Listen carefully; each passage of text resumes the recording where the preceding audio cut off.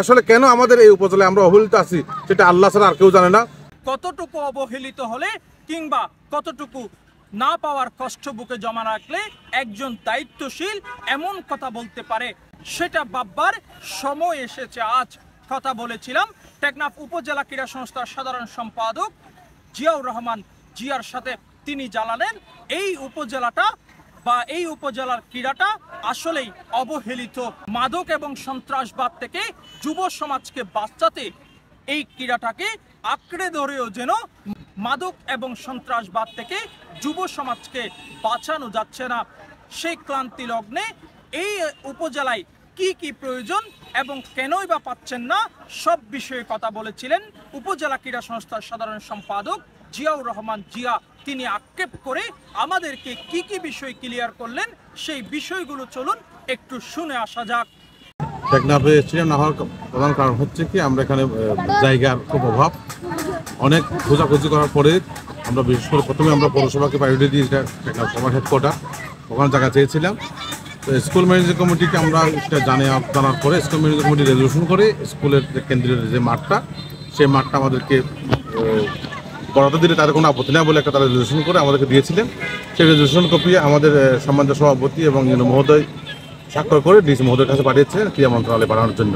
তো সেখান থেকে আবার বলছে যে কি এরকম কোনো শিক্ষা প্রতিষ্ঠানের জায়গা হবে না। এরপর আমার দ্বিতীয় দফায় আবার ইসলাম মহোদয়কে নির্দেশ দেন ইউনো মহোদয়।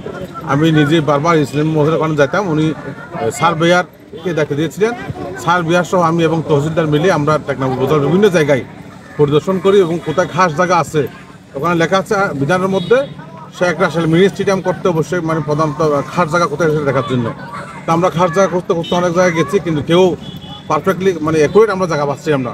সর্বশেষ দুটো জায়গা চয়েস করা হয়েছে। একটা আমরা সাবরাং যে মেইন ড্যাপের পাশে লাগোয়া 0 পয়েন্টে যে ট্যুরিজম জোন হচ্ছে এটার নিচে একটা জায়গা পেয়েছিলাম, খুব সুন্দর জায়গা। সেটা আমরা অ্যাকোয়ার করে এখান থেকে যা লিখতে হয় সার্ভেয়ার সহ ইসলাম মহোদয় সহ আমি শুধু একসাথে কাজ করে আমি এখান থেকে হাতে হাতে সেটা ইনসার্ট করে নিয়ে ডিসি অফিসে জমা দিই। এর পরবর্তীতে আরেকটি এখানে বাংলাদেশ ফুটবল ফেডারেশন আন্ডার একটা ইয়ে হওয়ার জন্য আসছিল এবং তারা এসে আরেকটা জায়গা চয়েস করছে, সেটা আবার এখান থেকে ক্যামেরা হয়ে সেটা ওকে রামুতে চলে গেছেন।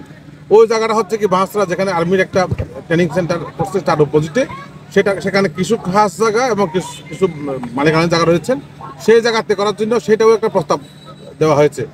দুটোই প্রস্তাব পাঠানো হয়েছে এবং গত সপ্তাহে ক্রীড়া মন্ত্রণালয়ের এবং ক্রীড়া পরিদপ্তরের 2জন সচিব মহোদয় আমাদের টেকনাফ এসেছেন এবং তারা সরজমিনে দুটো জায়গায় আমার সাথে আমি গেছিলাম, দুটো জায়গায় তারা দেখেছেন। তারা এখন যে জায়গাটা দেবে সেই জায়গাটায় আমাদের এখন প্রথমে আমাদেরকে মাননীয় প্রধানমন্ত্রী জননেত্রী শেখ হাসিনা প্রথম দফায় টেকনাফ উপজেলায় শেখ হাসিনা মিনি স্টেডিয়াম করার কথা ছিল, সেটা জায়গা না পাওয়ার কারণে আমরা এখন দ্বিতীয় দফায় চলে গেছি।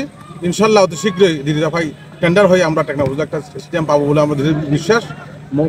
সচিব মহোদয়রা এইভাবে আমাকে বলেছেন এবং এইটা আগে যেটা মিনি স্টেডিয়াম ছিল সেটা হচ্ছে একটু কম অ্যামাউন্টের হবে, এখন যেটা হবে সেটা হয়তো একটা পরিপূর্ণ স্টেডিয়ামের মতো প্রায় 8 কোটি টাকার উপর একটা বাজেট নিয়ে টেন্ডার হওয়ার সম্ভাবনা রয়েছেন। সেইটুকু আমাদেরকে আশ্বাস করছেন এই পর্যন্ত আমার কাছে। মাদক থেকে দূরে থাকতে গেলে যুব সমাজকে অবশ্যই আমি বলবো সকাল সন্ধ্যায় ভোর সকালে এবং বিকালে অবশ্যই তারা যেন মাঠে আসে।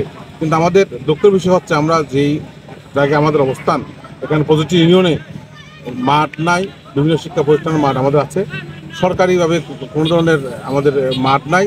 যেটা নিয়ে যেমন একটা হয়তো ইউনিয়নের কথা বলি, একটা ইউনিয়ন মিলে ওখান থেকে ন্যাশনাল টিমের খেলোয়াড় আছে, ক্রিকেটের খেলোয়াড় আছে, ন্যাশনাল টিমের অনূর্ধ্ব 17-18 বর্তমানে ন্যাশনাল টিমের খেলোয়াড় আছে ফুটবলের, কিন্তু বাট ওই ইউনিয়নে একটা মাঠ নাই।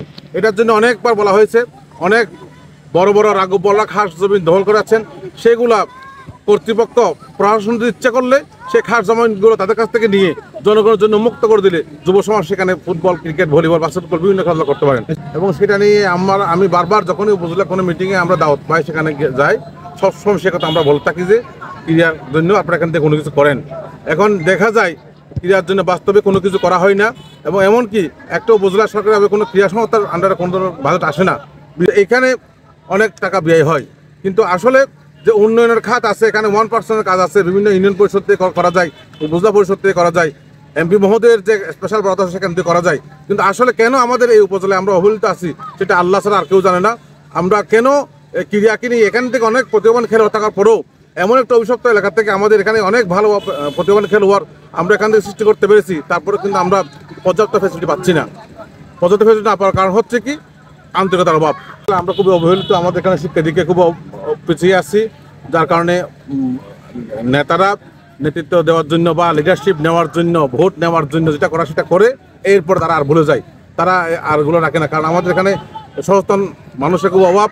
এবং আপনারা যারা জাতির বিবেক আছেন, আমি বলবো আপনাদের লেখনী একটু একটু খামখেয়ালির মধ্যে পড়েছে, নাহলে আমরা বাংলাদেশ সর্ব দক্ষিণে টেকনাফে অবস্থান করে আমরা কেন পিছিয়ে থাকবো? যেখান থেকে আমরা গতবারে অনূর্ধ্ব-17 রানার্স আপ দল হয়েছি, আমরা খুবই সুন্দর আমাদের টেকনাফ থেকে আমরা ডিস্ট্রিক্টে বিভিন্ন উপজেলাকে, এমনকি কক্সবাজার জেলা সমস্ত প্রতিটি উপজেলাকে আমরা হারার স্বাদ গ্রহণ করেছি। এই এমন একটা পর্যায়ে আমরা টেকনাফ উপজেলা বর্তমানে আমরা বিশেষ করে ফুটবলের মধ্যে এমন একটা অবস্থান করছি, কিন্তু সেখানে আমাদের এখানে বিভিন্ন ইউনিয়নে কোনো মাঠ নাই, মাছগুলো সংস্কার নাই। এই মাঠে চতুর্দিকে ঝড় বৃষ্টি আসলে এখানে পানি জমে যায়, এখানে খোলা উন্মুক্ত গরু ছাগল চলে। এই মাঠে হাজারবার বলার পরও এনজিও সংস্থা থেকে একটি ড্রেন পাওয়া গেছে, অর্ধেক তাও আরেকটা ড্রেন করবে এই পর্যন্ত আমরা আর সেটাও করতে পারতেছি না। আমরা চেয়েছিলাম এই মাঠটাকে অন্তপক্ষে সুরক্ষা করার জন্য বিভিন্ন জায়গায় একটি রেস্ট্রিক্টেড ওয়াল দিয়ে কাটা তারের মতো করে কাটা বেড়া করে দিলে অন্তপক্ষে মাঠটা খেলার। এখানে দেখেন আপনারা মাঠে দেখেন 4-5 ভাগ করে এখানে ছেলেপেলা খেলছে, প্রায় 200-300 ছেলে বর্তমানে খেলছেন। এই কিশোররা, এই যুবকরা কোথায় যাবে মাঠ না থাকলে? আমাদের দরকার মাঠ, খেলার মাঠ, খেলার সরঞ্জাম, আমরা কোনো কিছুই পাচ্ছি না।